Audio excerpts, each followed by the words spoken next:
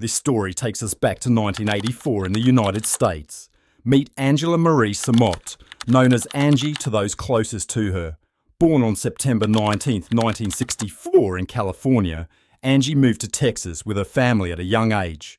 She was the youngest of 5 children, raised by her mother, Betty, after her father, Frank, passed away when she was just a year old.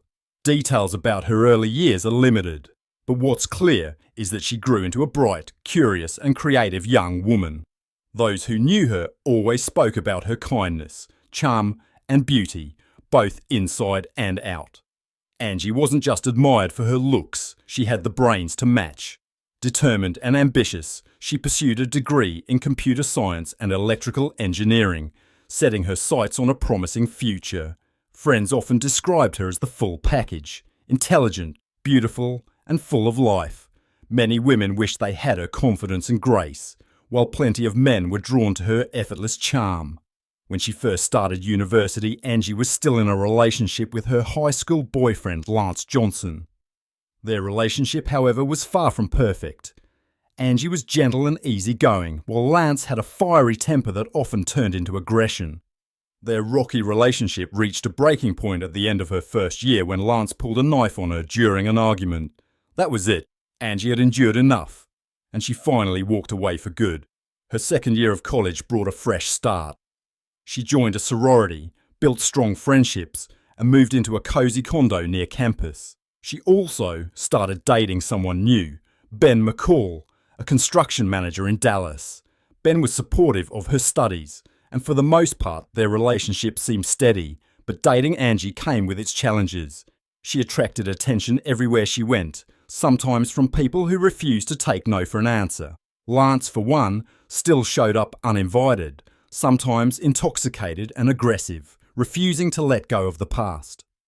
Then there was Henry, a fellow student who was disturbingly persistent. He had an obsessive fascination with Angie, going as far as secretly taking photos of her, developing them, and covering his dorm room walls with her images.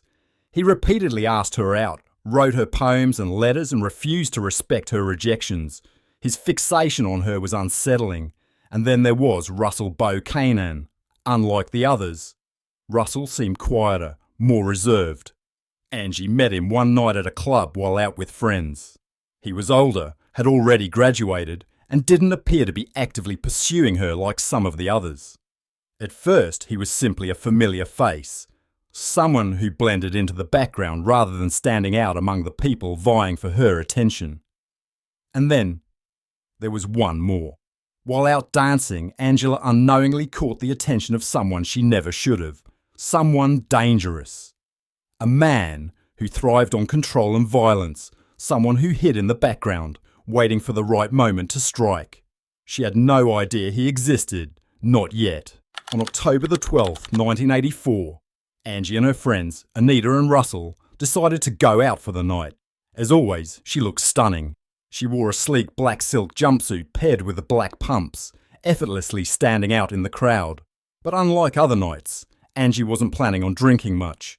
The next day was a big one.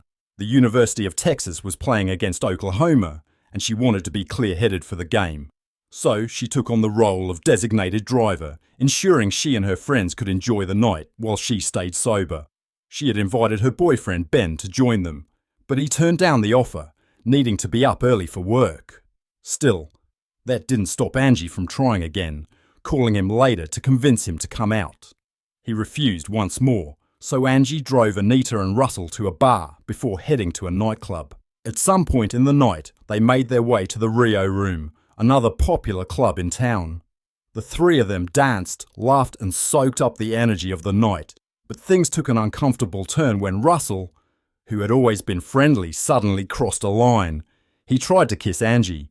She pulled away immediately, rejecting his advance, which left an undeniable tension between them. The night that had started with so much fun now felt different. The shift in mood was subtle but undeniable. Not long after, the group decided to call it a night. They left the Rio Room just before 1 o'clock a.m. According to Anita and Russell, Angie was completely sober and had no trouble driving. She dropped Russell off first, just after 1 o'clock a.m, and then Anita at around 1:30 a.m. After that, she was on her own. On her way home, Angie made a quick stop to see Ben, knocking on his door and waking him up. Their conversation was short and light-hearted, Angie teasing him about choosing sleep over a fun night out. Ben later recalled that nothing about their exchange seemed out of the ordinary. After a few minutes, she said goodbye and left for home. It was about a 15-minute drive back to her place. When she arrived, she did something unusual.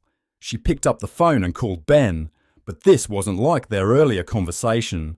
Her tone was different. The first thing she said was, "Talk to me." She sounded nervous, like she was trying to distract herself. The conversation was scattered, her words rushed. Ben could hear noises in the background and asked her about them twice. That's when she finally admitted that she had let a man into her home. He had asked to use the phone and the bathroom, and for some reason she had agreed, but it was clear that she instantly regretted it. She asked Ben if there was a payphone at a nearby convenience store, as if trying to encourage the man to leave. Ben said he thought there was, and she passed that information along. But whoever was in her apartment didn't respond. Then Ben heard her say, "The bathroom is down the hall." Angie's voice carried a new edge of unease. She knew something wasn't right. Moments later, she told Ben she would call him back and hung up, but she never did. When the phone stayed silent, Ben grew worried. He called her over and over, but Angie never picked up again. That night, someone was watching from the shadows, waiting for the right moment to strike. The man inside Angela's apartment was not Henry, Lance, Russell, or Ben. This was someone entirely different, someone who had been following her without her knowledge. His name was Donald Andrew Bless Jr., a 36-year-old man from Jefferson County, Texas. He was no stranger to law enforcement. His past was filled with violent crimes, kidnappings, and brutal assaults against multiple women. He was a serial predator, and despite receiving a 25-year sentence in 1978, he was back on the streets by 1984, having served only a fraction of his time. He hadn't changed. He hadn't learned. And that night, he had chosen Angela as his next victim. Angela had barely stepped into her home before there was a knock at the door. When she opened it, she found Donald standing there claiming his car had broken down and asking if he could use her phone and bathroom. He looked harmless enough. Just another man in need of help. But that was all part of his deception.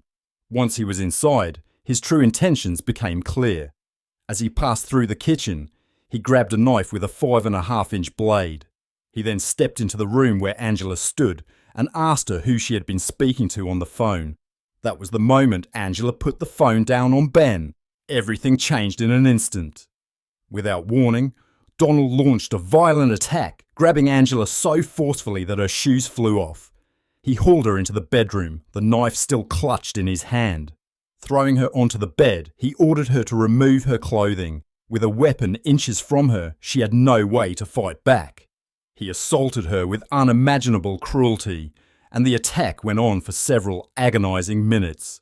While this was happening, Ben was growing more and more uneasy. He had called Angela multiple times, but she wasn't picking up. Something felt wrong.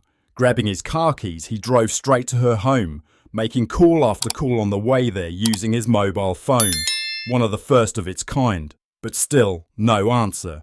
When Ben pulled up, he saw Angela's car outside, which meant she had to be home. He ran to the front door and knocked over and over again, but there was no response.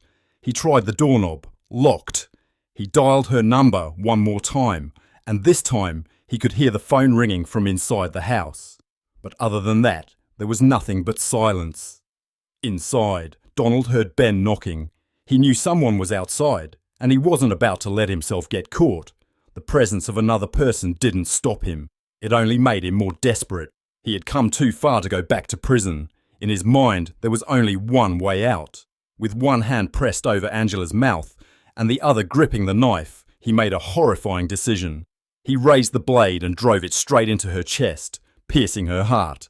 But he didn't stop there. Again and again, he plunged the knife into her body, 18 times in total. The force of the attack was so severe that it caused her chest cavity to collapse, leaving a gaping wound at the center of her torso. Then, in an act so disturbing it defied comprehension, he did the unthinkable. He reached into the wound and pulled out Angela's heart, setting it on her chest. The sheer brutality of the attack was beyond anything her loved ones could have ever imagined. Some of the stab wounds were so deep that the knife went through her heart and struck her spine. And all the while, just outside the door, Ben was still knocking, completely unaware of the horror unfolding inside. Then a thought crossed Ben's mind. Angie had mentioned something about a convenience store nearby. Maybe she had taken the man there to help him out. Holding on to that hope, Ben got back into his car and drove straight to the store, scanning the parking lot and the area around it, but there was no sign of Angie. Meanwhile, back at her home, Donald realised that Ben had left. Wasting no time, he rushed to the bathroom, scrubbing his hands in a frantic attempt to remove the blood. With the evidence still fresh on him, he slipped out through the side entrance of the condo, disappearing into the night. At 2:17 a.m, Ben returned to Angie's place, but by then, Donald was long gone. Still uneasy about the situation, Ben reached for his phone and called the police, explaining that something felt terribly wrong. While he waited for officers to arrive, he stood outside the building, his mind racing with worst-case scenarios. It wasn't long before the first responders pulled up, unaware of the horrific scene that awaited them inside. At 2:40 a.m, law enforcement entered the complex, ready to investigate. Ben recounted everything, their night out, the unsettling phone call, and the fact that he had tried knocking multiple times without an answer. The police managed to retrieve a key, and when they unlocked Angie's door and stepped inside, they were met with a gruesome sight. Angie's lifeless body lay in the bedroom, her eyes still open, her body exposed and covered in blood. A deep silence filled the space as the officers processed the horror before them. They continued to sweep through the home, ensuring the attacker wasn't still present.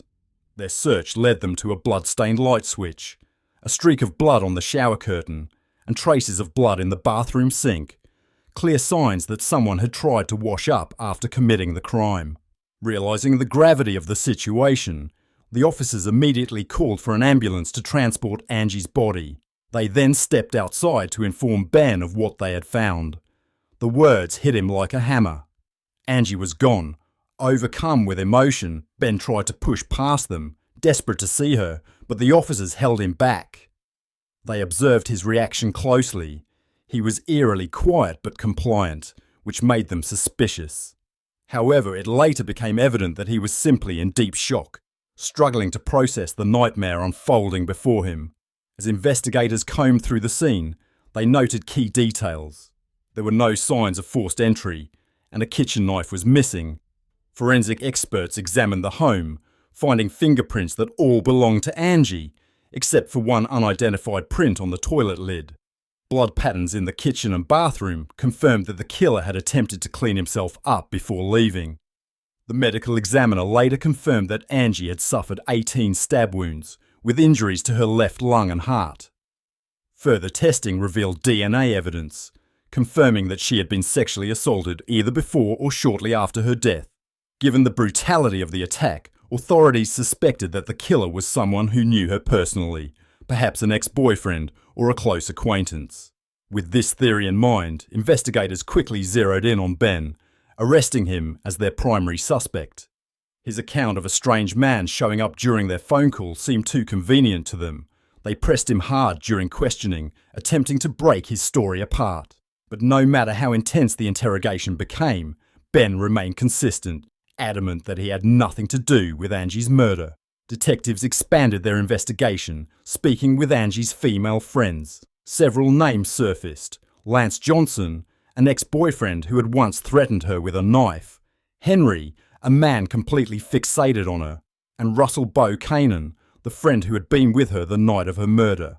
What caught investigators' attention was that Russell lived only 5 minutes away from Angie. Even more suspicious was the fact that just 5 days after her murder, he left town to attend a wedding in Houston.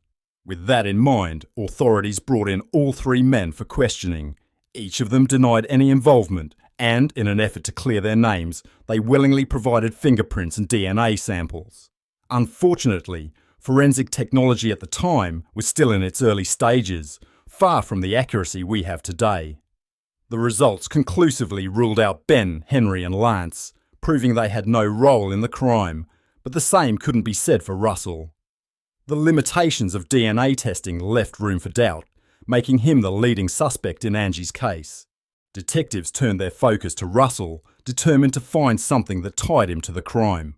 When they arrived at his home, he didn't hesitate to let them in, fully cooperating as they searched his apartment. But what they found made them uneasy. A collection of knives, neatly stored yet unsettling given the nature of Angie's murder. With suspicion mounting, officers drew their weapons and took Russell into custody for further questioning. This time, they were convinced he was the killer and pushed him hard for a confession.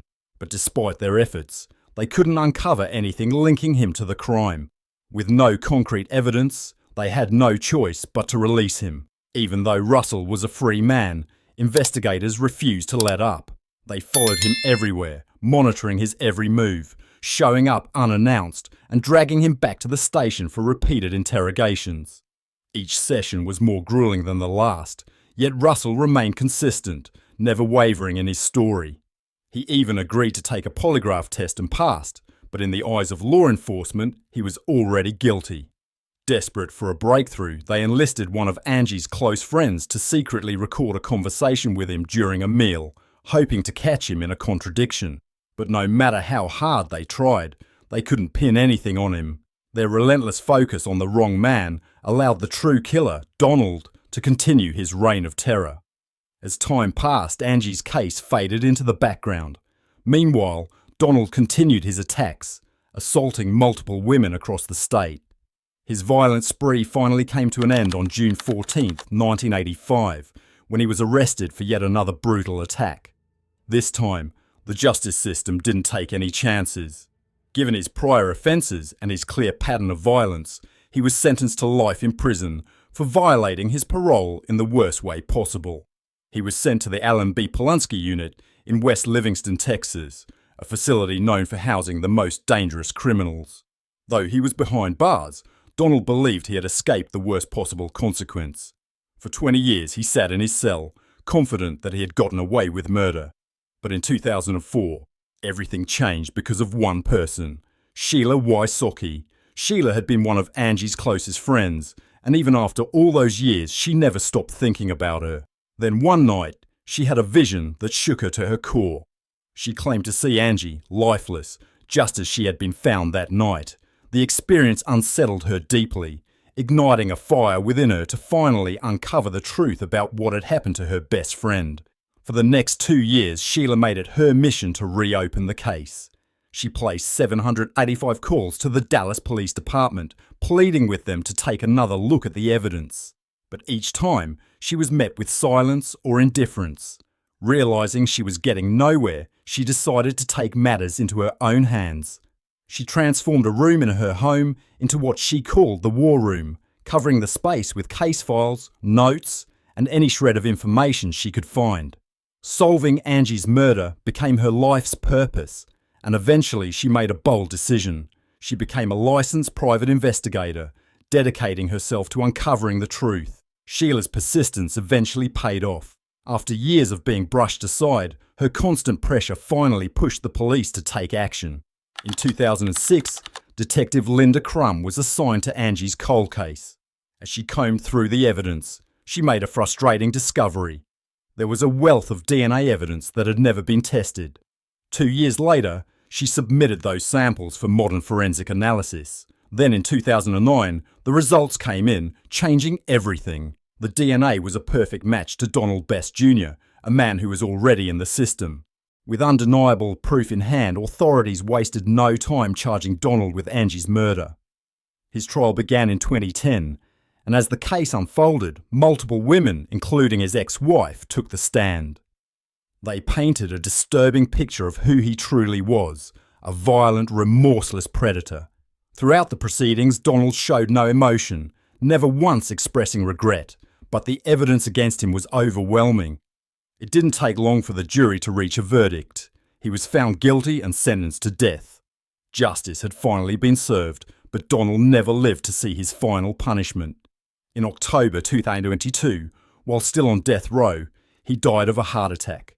Though he escaped execution, he spent his final years knowing that his crimes had caught up with him.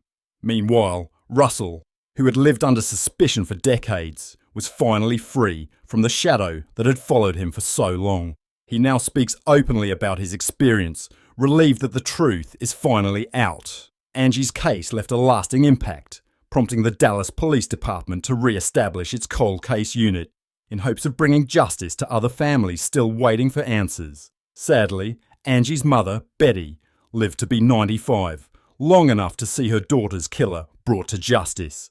In 2021, she passed away and was laid to rest beside Angie. Their shared headstone bears one of Angie's own poems, a touching reminder of a life cut short but never forgotten. What do you think about this case? Do you believe justice was truly served, or do you think more could have been done? We'd love to hear your thoughts in the comments below. Please consider subscribing to our channel and giving this video a like. It really helps us continue bringing you more true crime stories. And if you think someone else might find this case compelling, feel free to share it with them. Thank you for watching, and we'll see you in the next one.